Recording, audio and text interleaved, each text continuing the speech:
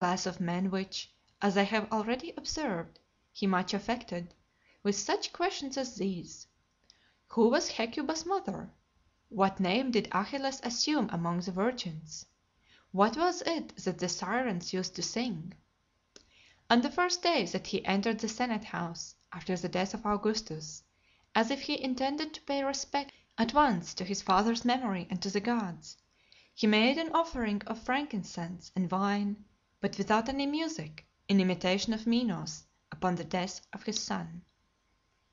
Though he was ready and conversant with the Greek tongue, yet he did not use it everywhere, but chiefly he avoided it in the Senate house,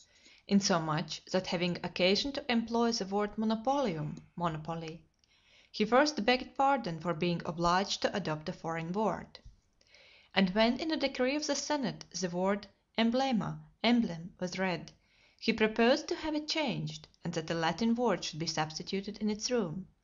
or, if no proper one could be found, to express the thing by circumlocution. A soldier who was examined as a witness upon a trial in Greek he would not allow to reply except in Latin. During the whole time of his seclusion at Capri, twice only he made an effort to visit Rome. Once he came in a galley as far as the gardens near the Naumachia, but placed guards along the banks of the Tiber to keep off all who should offer to come to meet him. The second time he travelled on the Appian Way as far as the seventh milestone from the city, but he immediately returned without entering it, having only taken a view of the walls at a distance. For what reason he did not disembark in his first excursion is uncertain, but in the last he was deterred from entering the city by a prodigy. He was in the habit of diverting himself with a snake, and upon going to feed it with his own hand according to custom, he found it devoured by ants, from which he was advised to beware of the fury of the mob. On this account, returning in all haste to Campania, he fell ill at Astura, but recovering a little went on to Circeii, and to obviate any suspicion of his being in a bad state of health, he was not only present at the sports in the camp, but encountered with javelins a wild boar which was let loose in the arena. Being immediately seized with a pain in the side, and catching cold upon his overheating himself in the exercise, he relapsed into a worse condition than he was before. He held out, however, for some time, and sailing as far as Misenum, omitted nothing in his usual mode of life, not even in his entertainments and other gratifications, partly from an ungovernable appetite, and partly to conceal his condition. For Charicles, a physician, having obtained leave of absence on his rising from table, took his hand to kiss it, upon which Tiberius, supposing he did it to feel his pulse, desired him to stay and resume his place, and continued the entertainment longer than usual.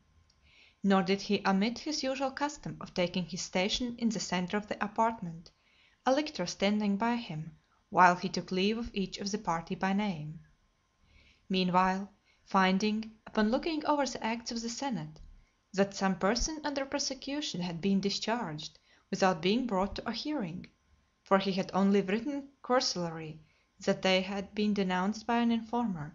he complained in a great rage that he was treated with contempt, and resolved at all hazards to return to Capri, not daring to attempt anything until he found himself in a place of security. But being detained by storms and the increasing violence of his disorder, he died shortly afterwards, at a villa formerly belonging to Lucullus, in the 78th year of his age, and the 23rd of his reign,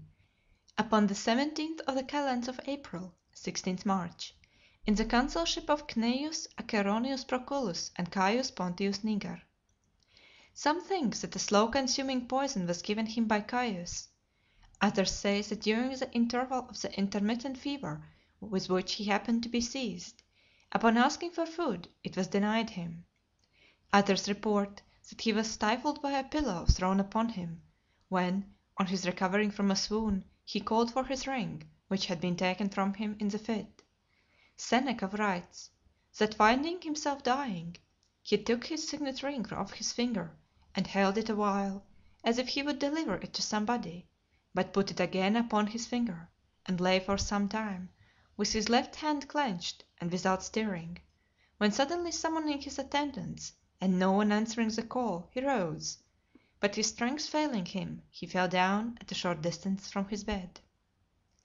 Upon his last birthday he had brought a full-sized statue of the Timenian Apollo from Syracuse, a work of exquisite art, intending to place it in the library of the new temple, but he dreamed that the god appeared to him in the night, and assured him that his statue could not be erected by him. A few days before he died the pharos at Capri was thrown down by an earthquake,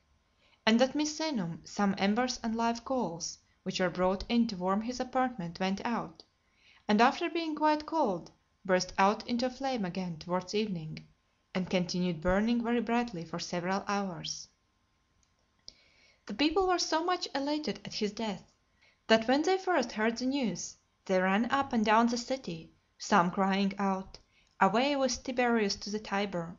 others exclaiming, "May the earth, the common mother of mankind, and the infernal gods, allow him no abode in death, but amongst the wicked." Others threatened his body with the hook and the Gemonian stairs, their indignation at his former cruelty being increased by a recent atrocity.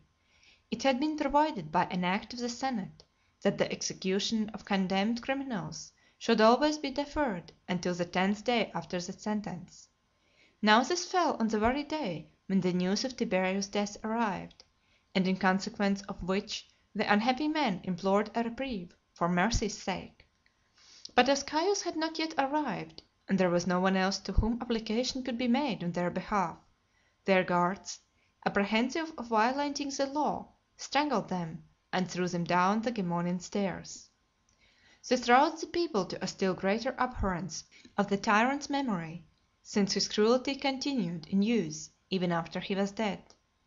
As soon as his corpse was begun to be moved from Misenum, many cried out for its being carried to Atella, and being half burned there in the amphitheatre. It was however brought to Rome, and burnt with the usual ceremony. He had made about 2 years before duplicates of his will, one written by his own hand, and the other by that of one of his freedmen, and both were witnessed by some persons of very mean rank. He appointed his 2 grandsons, Caius by Germanicus and Tiberius by Drusus, joint heirs to his estate, and upon the death of one of them, the other was to inherit the whole. He gave likewise many legacies, amongst which were bequests to the Vestal Virgins, to all the soldiers, and each one of the people of Rome, and to the magistrates of the several quarters of the city. End of Tiberius.